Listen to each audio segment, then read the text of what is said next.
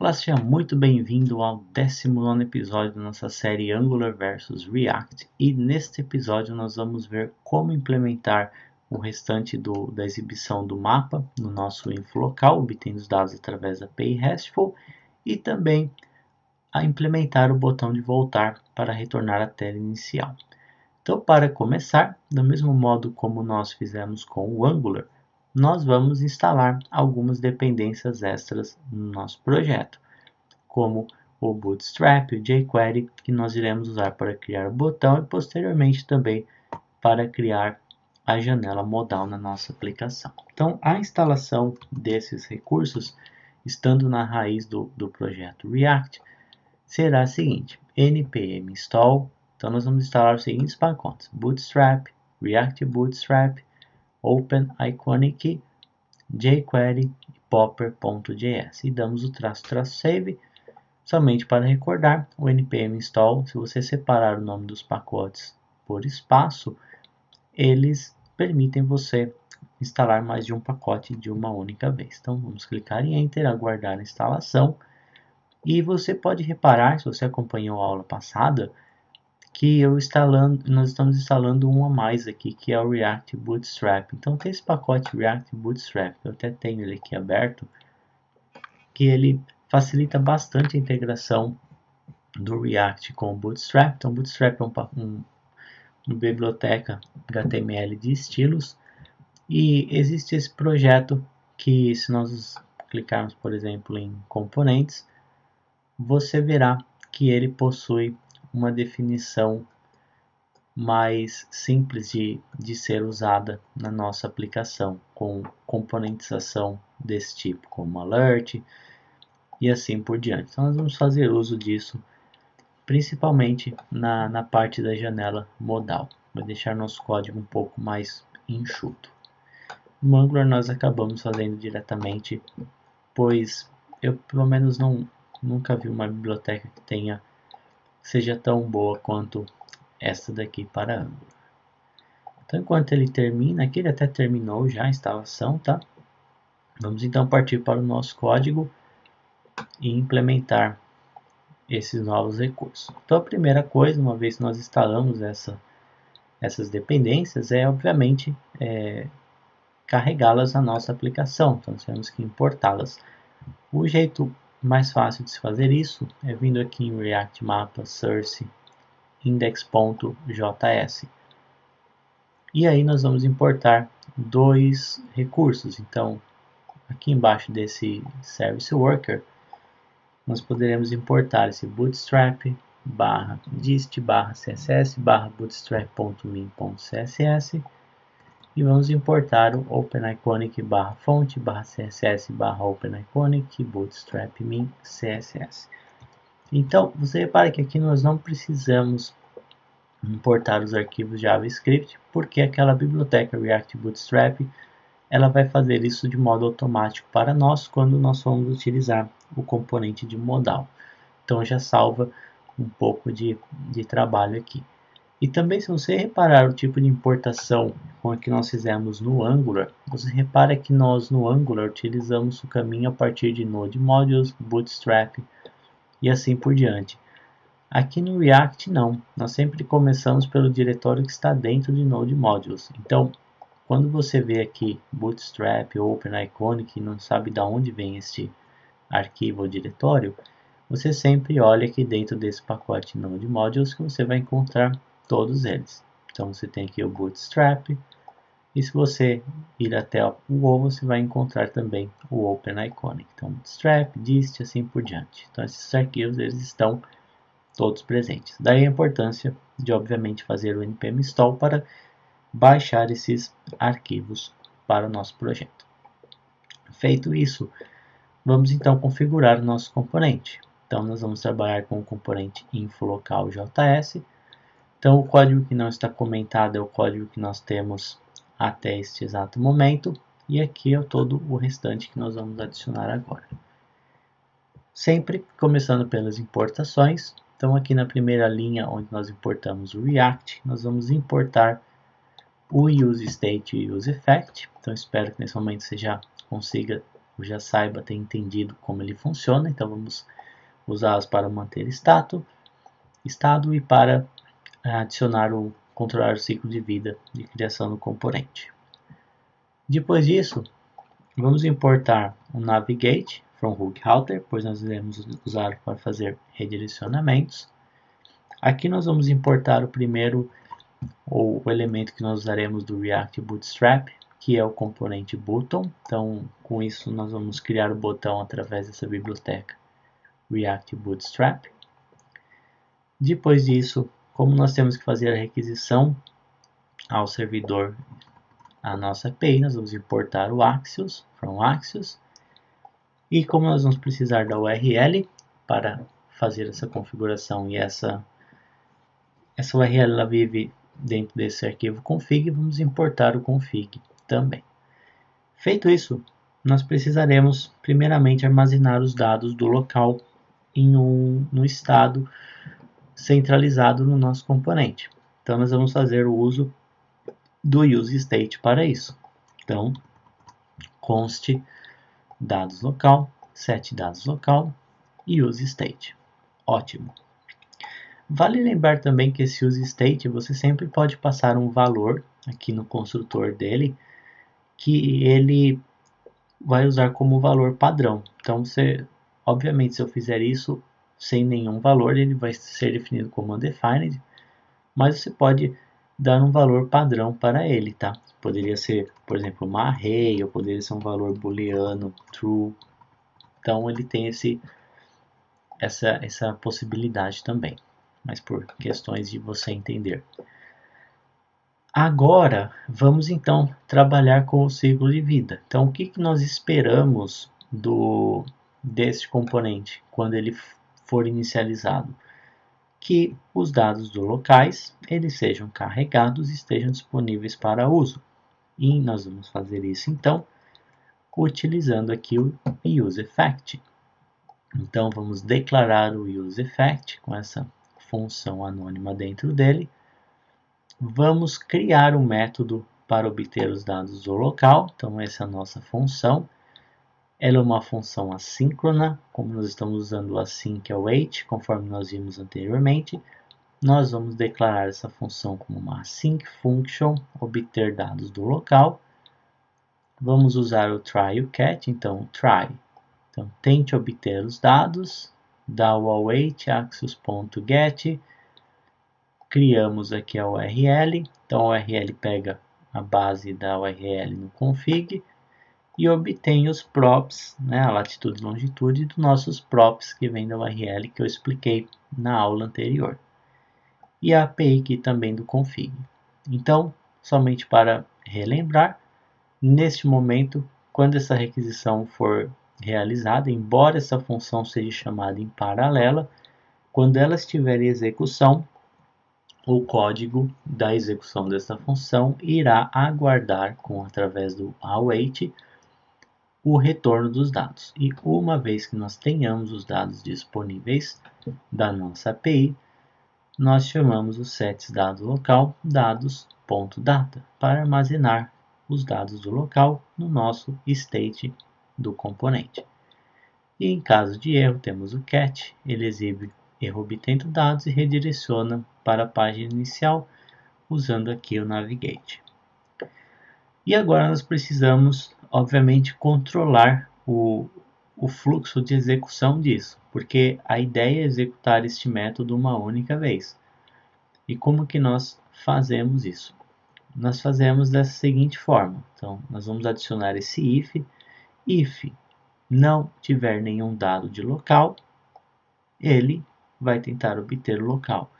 Então, uma vez que os dados locais sejam gerados, ele vai executar aqui novamente e qualquer outra execução ele vai perceber que os dados já não é mais undefined, porque nós tivemos aqui o retorno, então ele não executa mais este método, que é exatamente o que nós queremos, executar uma única vez.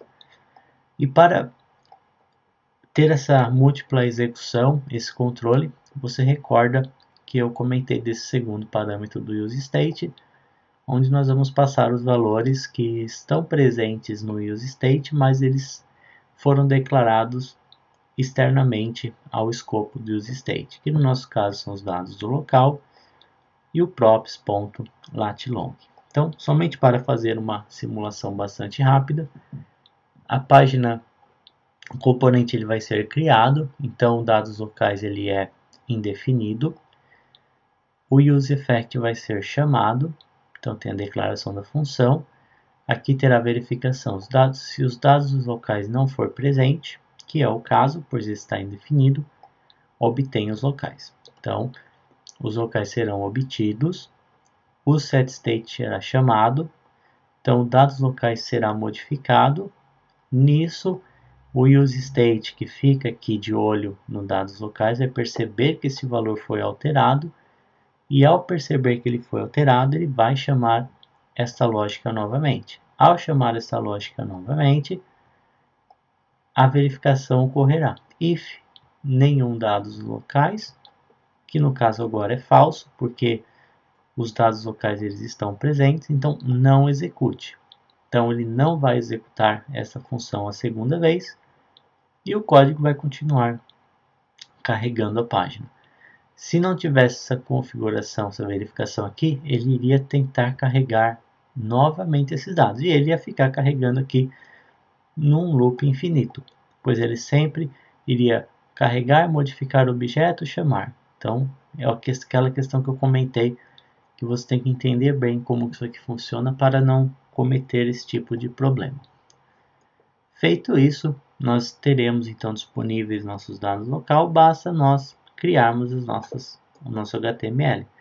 Então, vou até diminuir aqui a tela. Nós tínhamos este return bastante direto, no qual o nome ele estava codificado diretamente. Então, nós vamos substituir este código aqui pelo seguinte. Então, eu posso até apagar agora esse código. Aqui tem algumas coisas novas para você, provavelmente.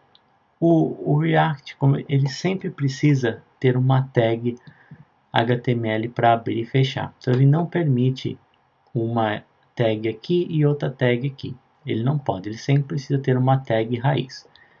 E o React ele possui essa convenção aqui, de você abre uma tag vazia e fecha uma tag vazia, que ele entende isso como, ok, eu preciso fechar ou limitar esse escopo do componente nisso aqui.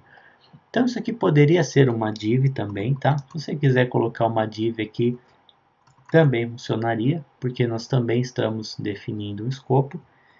Ou você pode deixar ele assim mais genérico também, pois nós temos duas declarações. Então, ótimo, basta adicionar esse fragmento e o React ele vai renderizar sem problemas. Aí vamos falar então do botão de voltar. Então esse aqui é o código do botão de voltar. Ele é praticamente o mesmo do que nós tivemos no Angular, exceto que nós criamos o botão usando o React Bootstrap. Então, em vez de usar lá o input, type, button, o React Bootstrap provê um componente chamado button para nós. Então, esse variante é a coloração dele, que é secundário, que é a mesma que nós usamos no Angular. E para adicionar o evento, é um pouquinho diferente. Então, no Angular a gente usava entre parênteses click. No React não, nós usamos esse onClick. E isso vale para todos. OnClick, onChange, assim por diante. E o React, ele ao invés de usar aspas, igual o Angular faz, ele sempre usa essa notação aqui de abrir e fechar chaves. E como nós temos que passar essa função por referência, porque ao clicar no botão o React chamará esse valor para nós criamos essa função anônima aqui, que ao ser clicado ele vai executar e vai chamar o navigate para redirecionar lá para a tela inicial da aplicação. E o botão, o valor dele é a mesma seta que nós criamos lá no Angular. Então uso o Open Iconic, Span, Class Name, Open Arrow Tick Left, que é a seta voltada para a esquerda. Ótimo. Agora, vamos falar disso daqui, que é um pouquinho diferente também do que nós havíamos anteriormente. Então, esse código aqui é praticamente o mesmo que nós tínhamos. Então, o mapa local, latitude e longitude, nós pegamos o props, que nós já havíamos implementado, só que agora o nome nós pegamos de dados local.nome. E o que então significa essa notação entre chaves com esses dados locais e o valor? Então você recorda no que nós fizemos no Angular com o asterisco ngIf. O que acontece aqui é algo exatamente igual. Dados local, ele é uma requisição assíncrona. Ele não vai estar disponível quando a página for carregada, pois demanda a requisição API e receber os dados. Então, se o React tentar renderizar esse componente neste momento, os dados locais.nome não vai existir e um erro será lançado. Então, como que nós fazemos para ter certeza de que ele só será renderizado quando ele estiver disponível?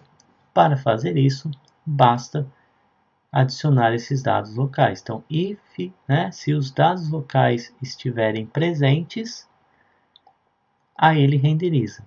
Porque esse e, ele tem essa função de, quando ele verifica, isso aqui nada mais é do que uma condição de um if. E quando esse e ele é executado, se a primeira execução falhar, a segunda já falha. Porque a renderização de um AND ou de um E, ele só vai ser possível se ambas condições forem verdadeiras. Se a primeira for falsa, ele nem verifica a segunda, então ele nunca vai executar este código ao menos que dados local esteja implementado ou exista, retorne true. Portanto, essa funcionalidade aqui, ela permite fazer essa mesma verificação, uma vez que o React, por padrão, ele não tem aquele ngIf que o Angular tem. Mas, usando essa notação aqui, você consegue fazer ter exatamente o mesmo resultado. E com isso, você consegue renderizar no momento certo. E aí a importância do state, do componente que eu comentei anteriormente, isso só é possível porque dados locais ele é um state, então o React sabe, sempre que ele for alterado, que ele deve atualizar, renderizar a página novamente. Feito isso, nosso componente está implementado por completo. Faltou adicionar somente um CSS, então vamos em info local CSS, que aplica o posicionamento e um estilo para o nosso botão de voltar. Então, usando aquela anotação da div botão voltar, nós vamos adicionar posição fixa no top 10 e right 5, então ele vai ficar bem aqui no canto superior direito da página. Zindex 102, então ele tem que ser um número maior do que o mapa. Nosso mapa foi definido como 100 para que ele fique visível. E depois disso nós aplicamos ao botão, então div botão voltar button. Nós aplicamos uma margem 10 pixels, uma borda para ele ficar arredondado e um tamanho, um comprimento e uma altura de 40 pixels. Feito isso, está tudo correto. Vamos executar então nossa aplicação. Primeiramente, executar a API. E agora sim, npm start para executar a nossa aplicação. E assim que ela for executada, nós vamos ver se está tudo funcionando corretamente. Então aqui a nossa aplicação foi executada. Vamos clicar em um dos ícones. Então aqui, acho que eu não salvei algum arquivo.